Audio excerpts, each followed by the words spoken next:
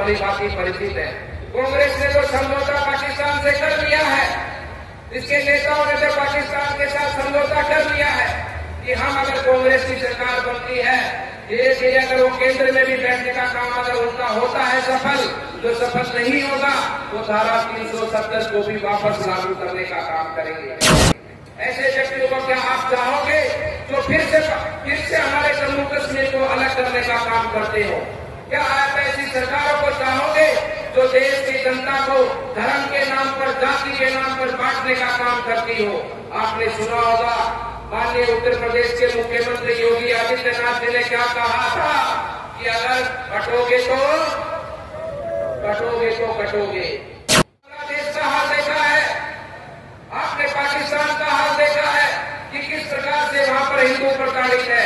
इसलिए हम सबको मजबूत होना पड़ेगा, हमें 36 बिरादरी को एक होना पड़ेगा और हम सबको मिलकर अपने देश को आगे बढ़ाने में अपनी भूमिका का निर्वाह करना होगा। मैं हंडी छोरा हंडी काम करूंगा, काम गेल्या माँ बाबू का नाम करूंगा। राजस्थान के सीएम बहुत कम होने जा रहे हैं। छोटा सा टुकड़ा है, यहाँ जो संस्थाई लोग बहुत हैं, वो देश के प्रति देखते अपनी नौकरी के प्रति नहीं देखते। वो चाहते हैं कि देश में अच्छी सरकार हो, देश उन्नति करेगा तो नौकरियां अपने आप मिल जाएंगी साथियों। तो रोस्ते में लोग सब कुछ अच्छा होगा। जय भारत माता की। बहुत बहुत धन्यवाद जी। मैं निवेदन करूंगी हमारे जिला के अध्यक्ष कि वो भी आए और अपना संबोधन दें। माननीय जसवीर डोरवा। भारत माता की जय श्री राम। बहुत ही आदर और सम्मान के योग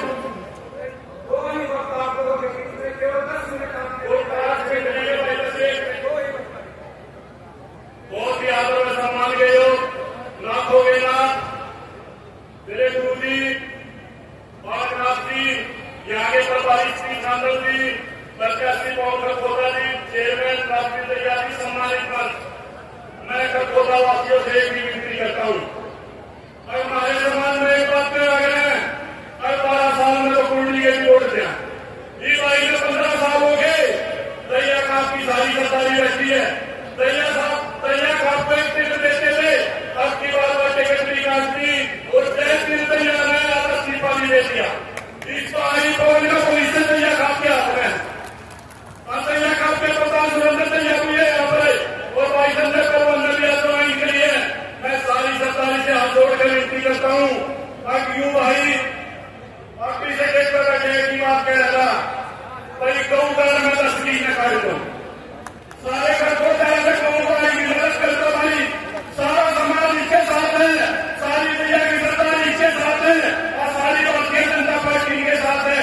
भाई पवन को विश्वास दिलावा है, ये सारी सोनीपत की टीम और सारी भारतीय जनता पार्टी की टीम आपके साथ है। सीएम साहब का हेलीकॉप्टर नहीं उठाया, उन्होंने भी आपको संबोधन दिया, वो आपके बीच में आएंगे, पवन जी के लिए वोट मांग कर लाएंगे। तो यही आग्रह करते हुए आपसे नमस्कार करता हूँ। भाई पवन को कामयाब करना आपका बहुत बहुत धन्यवाद। बहुत बहुत धन्यवाद हमारे जसवीर डोरवा जी का। अब मैं निवेदन करूं माननीय संत समाज के बहुत बड़े नेता और पूर्व सांसद, पूर्व अब विधायक से विधायक, बहुत ही माननीय कालीनाथ जी महाराज जी से कि वो आए, उससे पहले उनका पगड़ी से और पूजा देकर हमारे सभी सम्मानित वर्ग के सीनियर नेतागण मोनिका दैया संगठन चेयरमैन राष्ट्रीय लक्ष्मी दत्त जी भारत माता की, भारत माता की, बोलिए महायोगी गुरु गोरक्षनाथ जी महाराज की। आज खरगोदा की इस पावन भूमि पर सबसे पहले तो मैं पूरे इस विधानसभा से पधारे हमारे बुजुर्ग, हमारी माताएं बहनें, हमारे युवा साथी, मैं आप सबको सबसे पहले प्रणाम करता हूं कि भारत के भाग्य विधाता तो आप सभी हैं जो आप सामने बैठे हैं। आप सभी को मेरा प्रणाम है। और आज हम सब जिनके चुनाव अभियान के लिए और जिनको विजय सुनिश्चित करने के भाव से हम सब लोग यहाँ पर पधारे हैं, ऐसे हमारे इस खरखोदा विधानसभा से हमारे प्रत्याशी भाई पवन खरखोदा जी। और देखो भाई, बात यह है कि भाई ने लड़ लिए पहला 2 चुनाव, लड़ लिए कि नहीं लड़ लिए? 2 चुनाव लड़ लिए कि नहीं लड़ लिए? और मैं तो इसलिए कहूंगा कि ये 2 चुनाव पहले तो निर्दलीय लड़ा, फिर किसी और पार्टी से लड़ा, लेकिन राम काज में तो भाई शामिल हुआ है और इसकी बार भगवान राम के भक्तों के बीच में आया है। सनातन धर्म को मानने वाले, देश को आगे बढ़ाने वाले लोगों के बीच में आया है, भारतीय जनता पार्टी में आया है। इसकी बार कोई संदेह नहीं है कि भाई पवन खरखोदा की नैया पार होगी होगी कि नहीं होगी? भक्तों में मंच पर उपस्थित हमारे जिले के अध्यक्ष हैं जसवीर जी, हमारे इस जिले के प्रभारी श्री सतीश नांदल जी, डॉक्टर ओम प्रकाश जी, मोनिका दहिया जी, गोविंद जी विधानसभा प्रभारी, बबीता दहिया जी, रवि किसान मोर्चा से सत्येंद्र चेयरमैन जी, राजवीर चेयरमैन जी, मीना नरवाल जी, लक्ष्मी दत्त जी, दिनेश जी, ठेकेदार जी और सभी हमारे मंत्रासीन पार्टी के नेतागण, हमारे मंडल अध्यक्ष, आप सबकी उपस्थिति को भी मैं सादर प्रणाम करता हूं। मीडिया जगत के लोगों को भी प्रणाम करता हूं। भाइयों, हम लगातार पिछले कई दिनों से हरियाणा के चुनाव प्रचार में हैं और मैं तो आपके बगल में रहता हूं। यहाँ भी अनेकों नाथ संप्रदाय के सिद्ध योगेश्वरों के स्थान है खरखोदा इलाके के अंदर भी, और पूरे हरियाणा में एक ही आवाज है। हम बहुत सी विधानसभा में जाकर आए हैं, चाहे सिरसा हो, चाहे रेवाड़ी महेंद्रगढ़ हो और चाहे जीटी रोड की पूरी बेल्ट हो, हर जगह से एक ही आवाज है कि इस बार भारतीय जनता पार्टी की लगभग 62 सीटें भारतीय जनता पार्टी हरियाणा चुनाव में जीतने वाली है। और जैसा मैंने कहा कि पवन भाई को आपकी सेवा का जज्बा लिए, अपने क्षेत्र के इलाके के बुजुर्गों की सेवा करने का मन भाव संकल्प लिए पिछले 2 योजनाओं से लगातार इस प्रयास में है। और इस बार हरियाणा में तीसरी बार बीजेपी की सरकार बनने वाली है और मेरा ये मानना है कि अभी आने वाले समय पर पवन जी का भी, उसके साथ जुड़े आप सभी का भी, इस खरखोदा इलाके का भी आने वाले इस विधानसभा के चुनाव के बाद में भाग्य उदय होने वाला है। ये निश्चित होकर रहेगा। और ये सरकार जो पिछले 10 वर्षों से अपने क्षेत्र में, अपने हरियाणा के अंदर काम कर रही है, हम पूरे देश में जाते हैं। राजस्थान प्रदेश में मैं भी राजनीतिक सेवा के माध्यम से समाज की सेवा में लगा हूं। मैं हर जगह एक ही बात सुनता हूं कि हरियाणा प्रदेश जैसा प्रदेश नहीं। हरियाणा प्रदेश में जो सरकार पिछले 10 सालों से संचालित है, वैसे ईमानदार सरकार पूरे प्रदेश में, पूरे देश में नहीं। हरियाणा प्रदेश एकमात्र देश ऐसा है जो किसानों की फसलों का समर्थन मूल्य पर खरीद करता है। पूरे देश का एकमात्र प्रदेश ऐसा है। ऐसा हमारा हरियाणा, जहां पर नौकरियों के अंदर किसी की सिफारिश की, किसी की भर्ती की जरूरत नहीं, वहां पर हरियाणा के प्रतिभाशाली युवाओं को अवसर मिलता है नौकरियों के अंदर। ऐसा हरियाणा, जिस हरियाणा के अंदर सरकार की योजनाएं घर घर पहुंचती हैं और आज हरियाणा पूरे देश के अंदर सबसे अग्रणी स्थान रखता है, जहां सरकार की योजनाएं घर घर तक पहुंची हैं। आपको जानकारी नहीं होगी, लेकिन हरियाणा देश का एक ऐसा प्रदेश है जहां 100% शौचालय बन चुके हैं।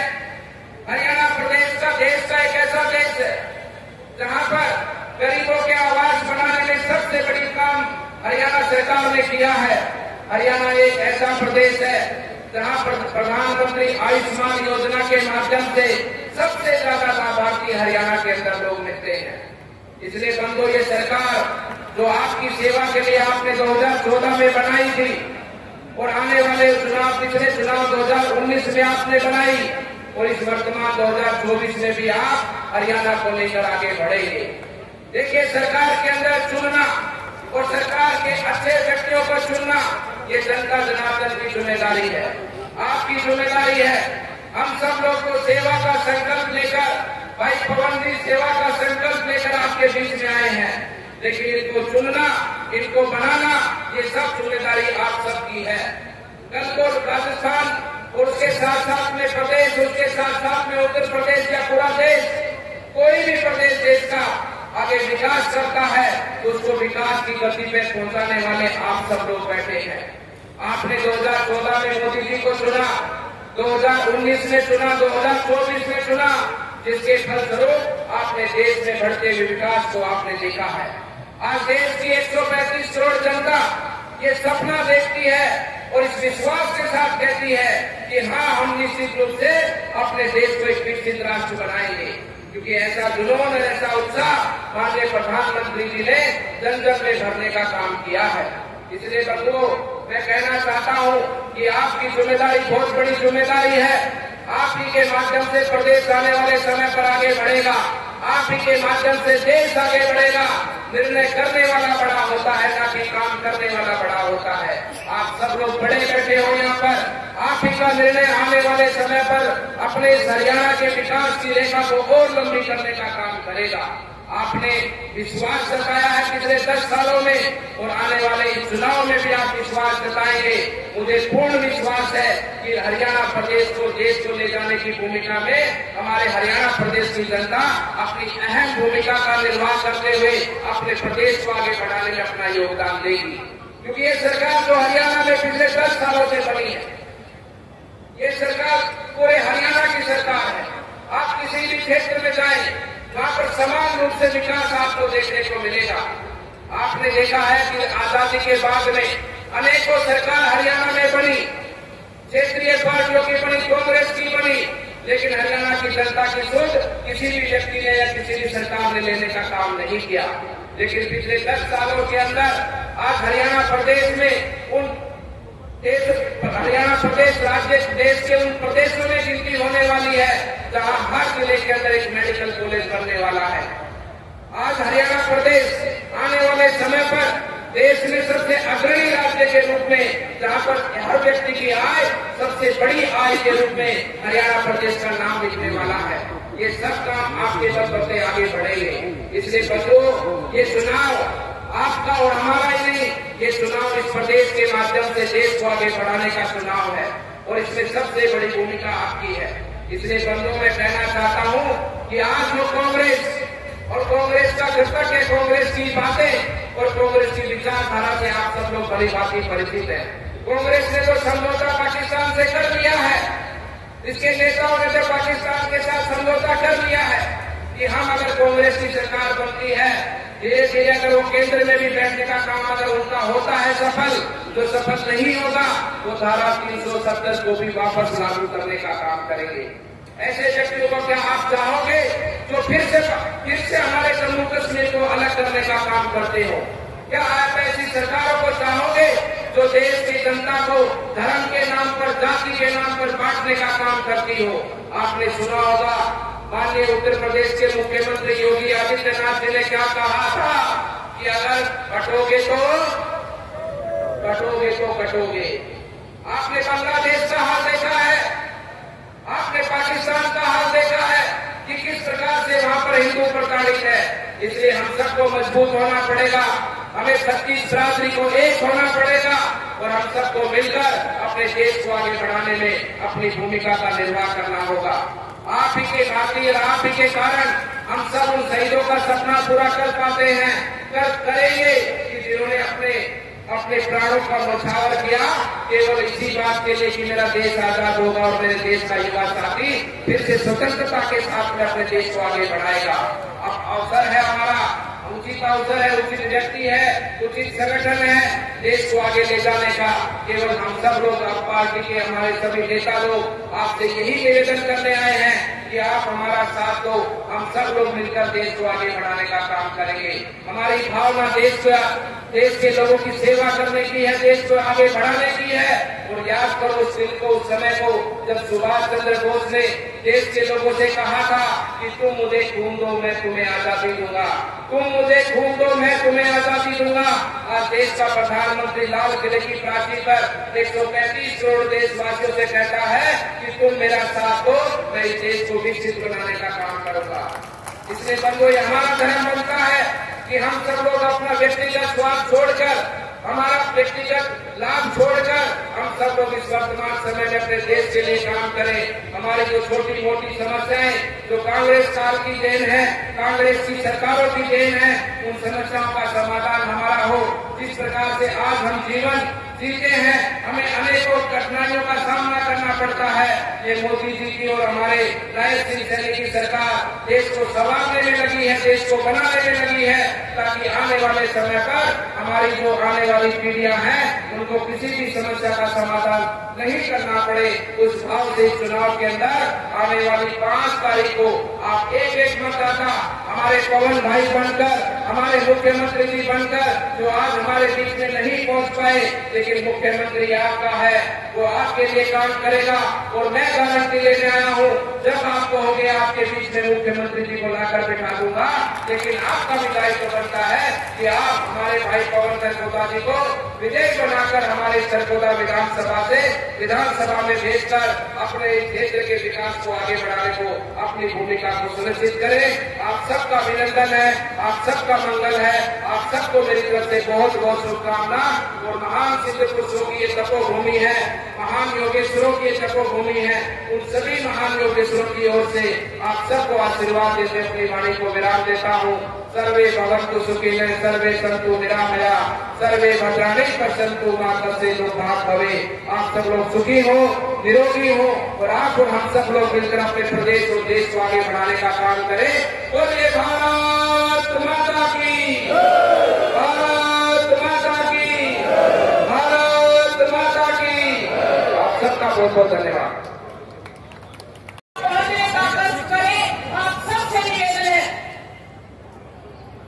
मेरे सभी बड़े बुजुर्गों, 1 मिनट आप सुने सारी बातें कि परसों सुबह यहाँ आपकी वाटिका से सारे काफिले को लेकर चलेंगे। जिसके पास गाड़ी है वो गाड़ी लेके आए, जिसके पास मोटरसाइकिल है वो मोटरसाइकिल लेके आए। और परसों सुबह 7, साढ़े 7 बजे यहाँ पहुंचे और यहाँ से भव्य बड़े काफिले के रूप में माननीय यशस्वी प्रधानमंत्री नरेंद्र मोदी जी के नेतृत्व में एक भव्य रैली का आयोजन गोहाना में होने जा रहा है। आप सबसे प्रार्थना है उस रैली को जरूर कामयाब करें। परसों सुबह 7:30 बजे सुबह यहाँ सारे बड़े बुजुर्ग पहुंचे। आपको सभी भाइयों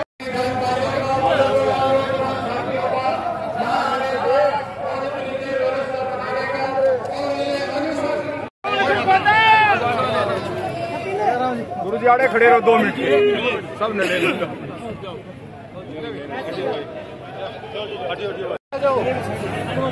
भाई हट जाओ, सामने से हट जाओ, सामने से हट जाओ, हटो हटो हटो हटो।